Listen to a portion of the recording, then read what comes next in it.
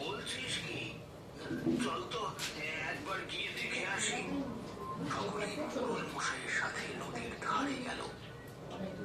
বলতে গেলে ২০-২৫ জন চলল মোড়ল মশাইয়ের পেছনে পেছনে। মোড়ল মশাইয়ের কথা শুনে ওরাই বাড়ির স্তূপ থেকে বের করলো দেহটা।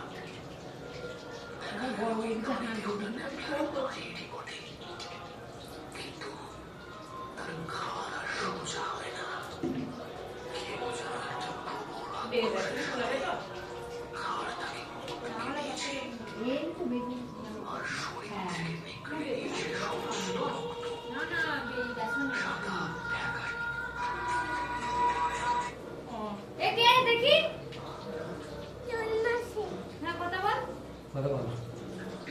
আমাকে দে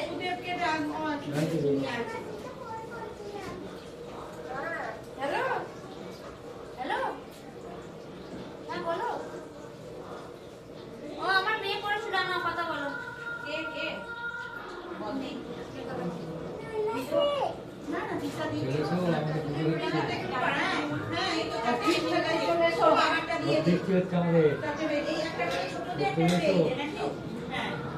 বল আমি পিছিয়ে হচ্ছে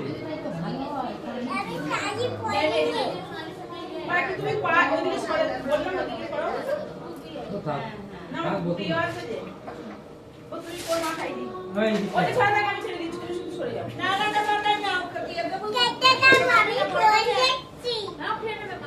আচ্ছা ভালো তো বিশাল মেয়ে খুব লোক নিয়ে আমি দেখছি তো তাই সামলাতে পারবি না বাবা, খুব করে বসে আছি। আমাদের লোক বাবাকে আমরা বলছি তো আজকে কাজটা বলছি মা ডিউটি গেলে আমি কার কাছে খাবো, আর আমার কাছে খাবে, স্বামীর কাছে খাবে, তখন বলছি বাবা অফিস গেলে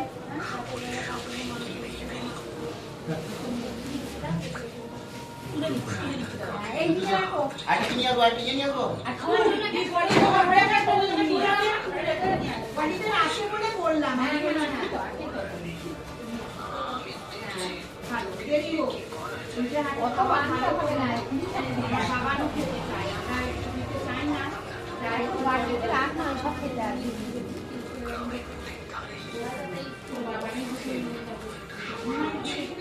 মনে হয় 28 তারিখে ভর্তি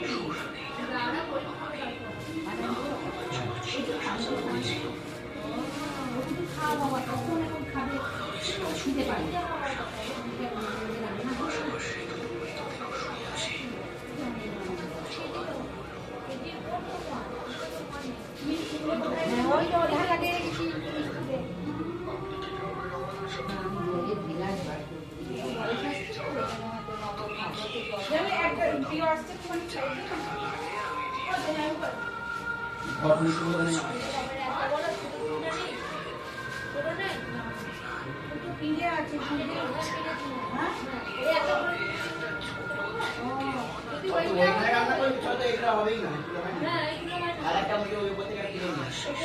আমার সাইকেলের পাশে আলমারির টাকা একটা বিল আছে নিয়ে এটা রাখি হ্যাঁ সবাই আসবে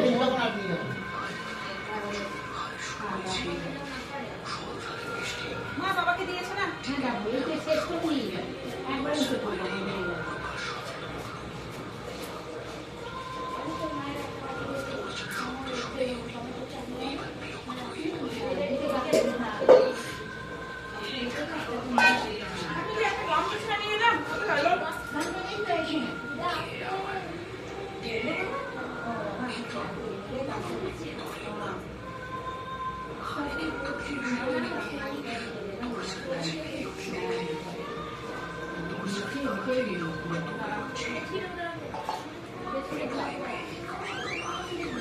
জল দেবো বার করে আনি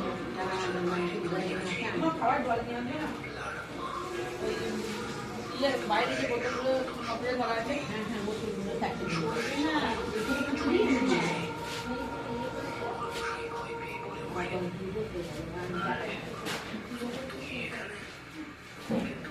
তোমাকে না একটু